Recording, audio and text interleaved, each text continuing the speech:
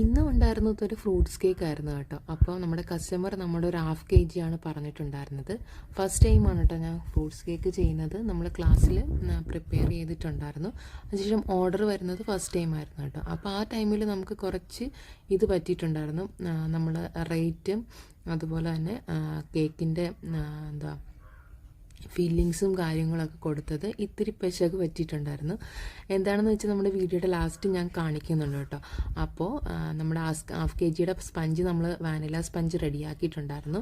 അതുപോലെ തന്നെ ഫില്ലിങ്സ് ആയിട്ട് നമ്മൾ ആപ്പിള് ഷുഗർ സിറപ്പിൽ നന്നായിട്ട് സോക്ക് ചെയ്ത് വെച്ചിട്ടാണ് എടുത്തിട്ടുള്ളത്. ആ ഒരു ആപ്പിൾ സോക്ക് ചെയ്തിട്ടുള്ള ഷുഗർ സിറപ്പിലാണ് നമ്മൾ കേക്ക് വെറ്റ് ചെയ്യുകയും കൂടെ ചെയ്യേണ്ടത് കേട്ടോ. പിന്നെ ഇടയ്ക്ക് ഫ്രഷ് സ്ട്രോബെറിയുടെ പ്യൂരിയാണ് നമ്മൾ ആഡ് ചെയ്ത് കൊടുത്തിട്ടുണ്ടായിരുന്നത്. അങ്ങനെ ഫില്ലിങ്സ് എല്ലാം കൊടുത്ത് കേക്ക് ക്രം കോട്ട് ചെയ്ത് കുറച്ച് നേരം കഴിഞ്ഞിട്ട് ഫൈനൽ ഫിനിഷ് ചെയ്തെടുക്കുകയാണ് കേട്ടോ ചെയ്യുന്നത്. ഇത് നമ്മൾ ആൽമണ്ട് വെച്ചിട്ട് നമ്മൾ സൈഡിലൊന്ന് കവർ ചെയ്ത് കൊടുക്കുന്നുണ്ട്. അപ്പോൾ വലിയ രീതിയിലുള്ള ഫിനിഷിങ് കാര്യങ്ങളൊന്നും നമുക്ക് വേണ്ടായിരുന്നു. മുകളിൽ പിന്നെ ചെറിയൊരു ഒരു നോസിൽ ഡിസൈനും കൂടെ കൊടുക്കുന്നുണ്ട് കേട്ടോ.